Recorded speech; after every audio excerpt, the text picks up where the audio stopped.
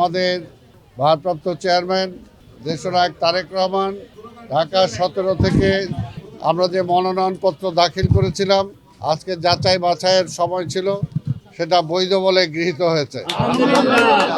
আমরা ঠিক একইভাবে আশা করি ইনশাআল্লাহ ঢাকা 17 জনগণ আগামী 12ই ফেব্রুয়ারি যে নির্বাচন, সেই নির্বাচনে বিপুল ভোটে আমাদের নেতা দেশনায়ক তারেক রহমানকে তারা বিপুল ভোটে নির্বাচিত করবে এবং আগামী নির্বাচনের পরে তিনি এই দেশের প্রধানমন্ত্রী হিসাবে দায়িত্ব নিয়ে ইনশাল্লাহ বাংলাদেশে গণতন্ত্র আবার ফিরিয়ে আনবেন।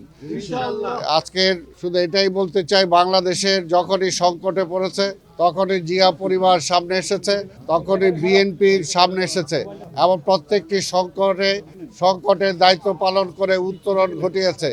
তা আজকেও ঠিক তেমনিভাবে আমরা আশা করি শহীদ রাষ্ট্রপতি জিয়া রহমান এই দেশে যেমনি গণতন্ত্র ফিরিয়ে দিয়েছিলেন, বেগম খালেদা জিয়া যেমনি এই দেশে গণতন্ত্র পার্লামেন্টে ডেমোক্রেসি ফিরিয়ে দিয়েছিলেন, আজকেও দীর্ঘ 17 বছর মানুষের যে ভোটের অধিকার কেড়ে নেওয়া হয়েছিল, যে স্বৈরাচার পাথরের মতো মানুষের বুকে চেপে বসে আছিল, আজকে সেই স্বৈরাচার বিদায় হয়েছে, কিন্তু এখন পর্যন্ত কিন্তু গণতন্ত্র আমরা ফিরে পাই নাই।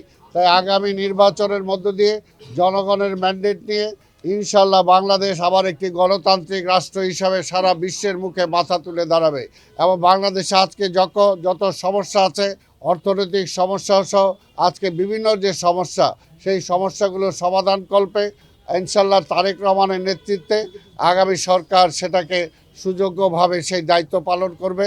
আমরা দেশবাসীর কাছে দোয়াও চাই এবং ভোটও চাই, এই দুটাই চাই। দেশবাসীর কাছে আমরা বেগম খালেদা জিয়ার জন্য দোয়া চাই, তারেক রহমানের জন্য দোয়া চাই এবং এই দেশটাকে গণতন্ত্রে ফিরে আনার জন্য আমরা ধানের শীষে ভোট চাই। ধন্যবাদ আপনাদেরকে।